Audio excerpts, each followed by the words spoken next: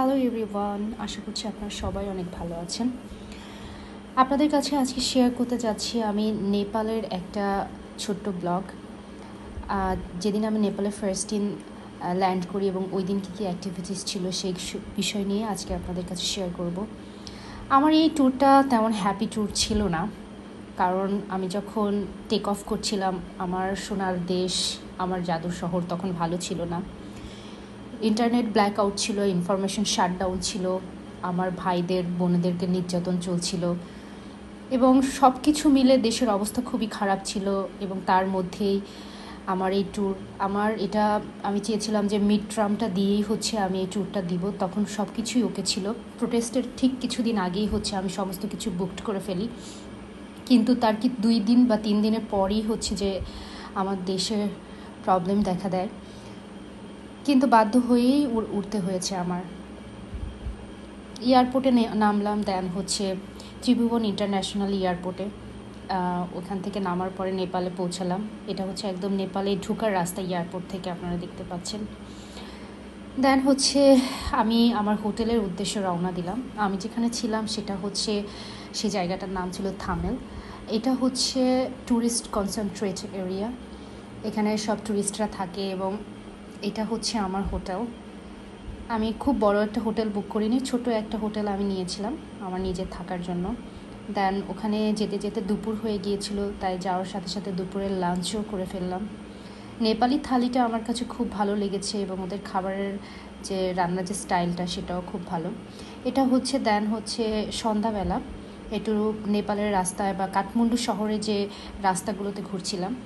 দেখা যাচ্ছে যে এখানে দেখতেই পাচ্ছেন আশেপাশের এনভায়রনমেন্ট কত ক্লিন, পলিউটেড ফ্রি একটা এনভায়রনমেন্ট। অ্যান্ড এখানে দেখা যাচ্ছে যে মিনি ট্যাক্সিগুলো চলে, তেমন ধোঁয়া চলে না। শহরের বাইরে দেখা যাচ্ছে যে বড় বড় গাড়ি বা বাস চলতে পারে, কিন্তু শহরের মধ্যে ওরকমের কোনো গাড়ি চলাচল করে না এক্সেপ্ট মিনি ট্যাক্সি। এরা অনেক পরিবেশ নিয়ে দেখলাম অনেক কনসেন্ট্রেট, এখানে হিউমিডিটি অনেক কম, মোটামুটি অনেক দৌড়াদৌড়ি ছোটাছুটি করলেও দেখা যায় যে টায়ার্ড লাগে না। দেন আস্তে আস্তে একটা লোকেশনে যাচ্ছিলাম আমার হোটেল থেকে খুবই কাছে, সেটার নাম মাঙ্কি টেম্পল।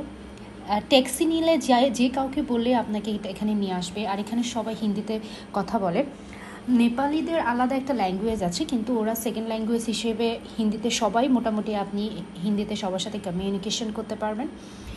যে কোনো জিনিস দরকার পড়লে সেটা আপনি হিন্দিতেও বলতে পারেন। এবং নেপালি মানুষ অনেক হাম্বল। আমি দেখলাম যে আমার হোটেলে যারা রয়েছে স্টাফরা, যে সকল স্টাফরা রয়েছে সার্ভিস দিচ্ছে, প্রত্যেকটা মানুষ অনেক বেশি হাম্বল এবং কোনো কমপ্লেইন নাই। ওদের চেহারা দিকে দেখলে বোঝা যায় যে তারা সার্ভিস দিতে ভীষণ হ্যাপি। ওকে, এই জায়গাটার ফরেনাররা মাঙ্কি টেম্পল হিসেবে চিনে। আবার এখানে লোকাল লোকজন যারা রয়েছে তারা এটাকে শম্ভুনাথ স্তূপা নামে চিনে। এটা সিগনিফিকেন্ট রিলিজিয়াস সাইট। এটা একটা আই প্রিন্টেড করা, 4 সাইডে দেখবে symbolising the all seeing nature of Buddha. এটাকে হোম অফ মাঙ্কিও বলা হয়। এখানে প্রচুর পরিমাণের বানর রয়েছে যারা যে সবসময় দেখবেন আপনার আশেপাশ দিয়ে ঘোরাফেরা করে। অ্যান্ড কিন্তু এরা কিন্তু খুব দুষ্টু। খাবার পানির বোতল হাতে থাকলে দেখা যাচ্ছে যে আপনার কাছ থেকে ওরা ছিনিয়ে নিয়ে যাবে। মোবাইল ফোন এসব কিন্তু হাট করে কিন্তু হাত থেকে নিয়ে যায়। সো যখন এখানে যাবেন একটু কেয়ারফুল থাকবেন। আর এই যে দেখেন এখানে যে ডিজাইনগুলো রয়েছে এবং এই যে টেম্পলটা, এটা কিন্তু অনেক উপরে। আমার দেখা যাচ্ছে 20 মিনিটের মতো সিঁড়ি বেয়ে বেয়ে বেয়ে বেয়ে বেয়ে বেয়ে উঠতে হয়েছে আমার এই টেম্পলে।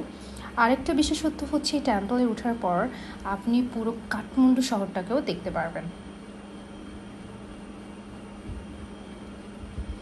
এটা দেখা যাচ্ছে যে 8:30টার দিকে বন্ধ হয়ে যায়। সো আমার একটু যেতেও লেট হয়ে গিয়েছিলো, অনেকক্ষণ থাকতে পারি না ওখানে। প্রায় সন্ধ্যা পরেই আমি ওখানে ঢুকেছিলাম এবং খুব বেশি টাইম ওখানে স্পেন্ড করতে পারিনি। দেখতে পাচ্ছেন কত বড় সিঁড়ি, আপনার 20 মিনিটের মতো এই সিঁড়িগুলো বেয়ে বেয়ে বেয়ে বেয়ে বেয়ে বেয়ে পাহাড়ে উঠতে হবে। দেন একটা সময় যেয়ে আপনি টেম্পলে পৌঁছে যাবেন এবং সেখানে দেখতে পারবেন প্রচুর পরিমাণে বানর শুয়ে আছে, খেলছে। সময়টা আসলে খুবই ভালো ছিল, যদিও আমার একটু মন খারাপ ছিল। অ্যান্ড এই যে দেখতে পাচ্ছেন যে টেম্পলের উপর থেকে পুরো কাঠমান্ডু শহরটা আপনি এনজয় করতে পারবেন। 8:30টার মধ্যে ওই জায়গাটা ক্লোজ করে দেয়, তো আমাদের আর্লি চলে আসতে হয়েছে। সো এই ছিল আজকের শর্ট ব্লগস। সবাই ভালো থাকবেন, বাই।